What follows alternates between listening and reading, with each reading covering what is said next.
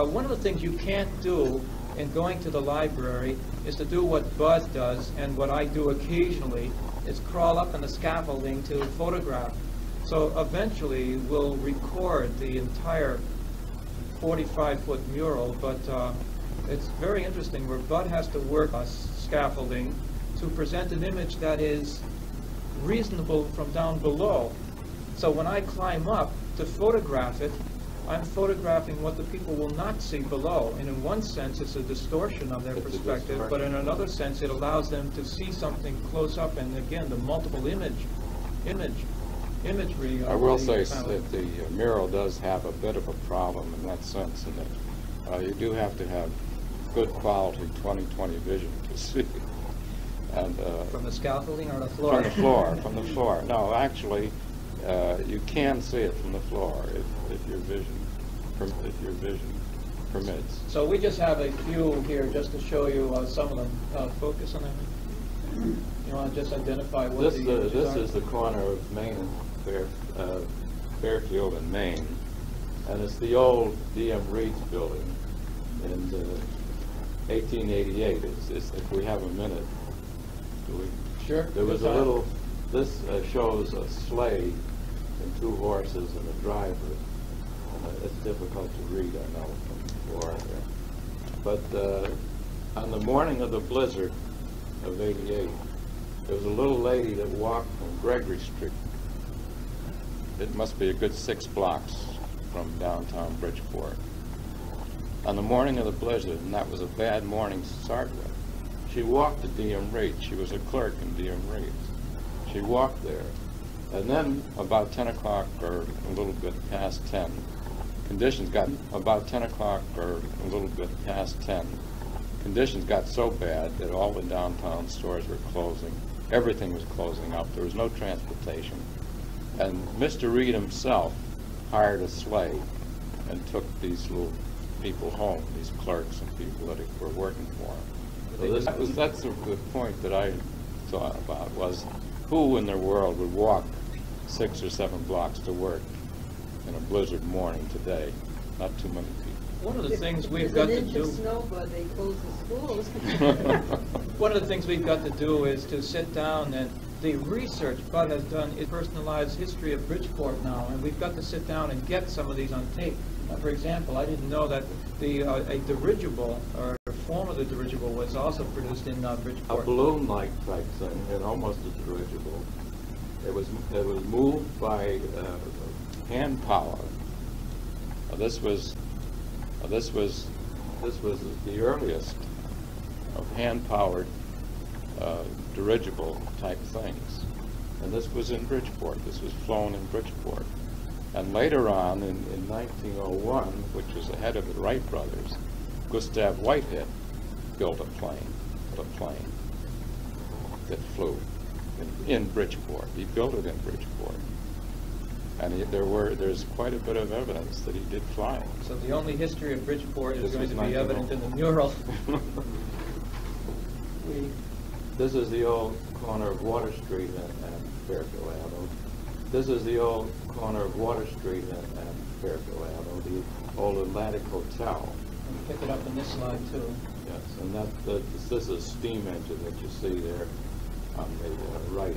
A large steam engine. This covers quite a large space in the mural. See the complexity of the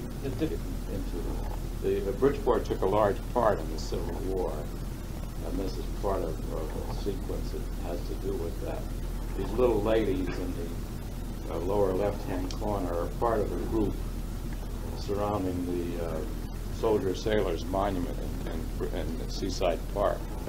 Soldier Sailors Monument in Seaside Park. It took them 10 years to get the money together and to build a monument 10 years after the Civil War. And they finally did, and all of this time they were planning Dedication Day and inviting the right people and the important people to the big event, and it poured rain all that day. They tried to march from Bridgeport, from the center of Bridgeport to Seaside Park, but by the time they got to Seaside Park, they were all drenched. Is she crying, or is that falling from her umbrella? It's both rain and tears.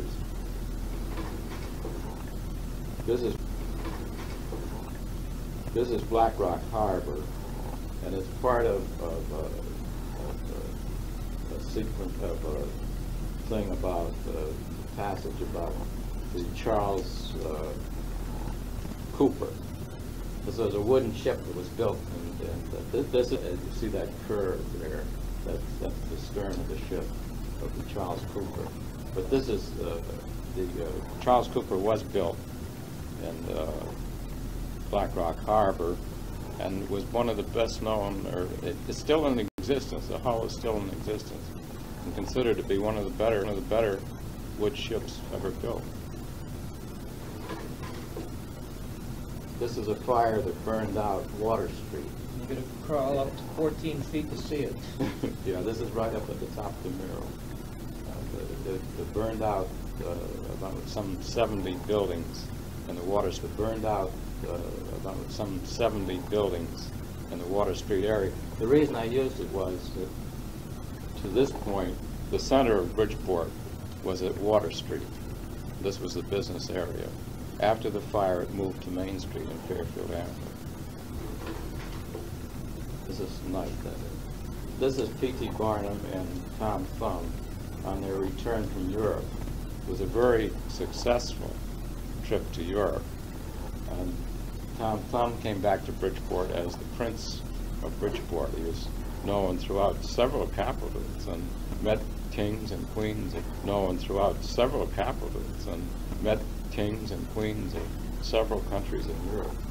And they came back with a bit of a bundle of money.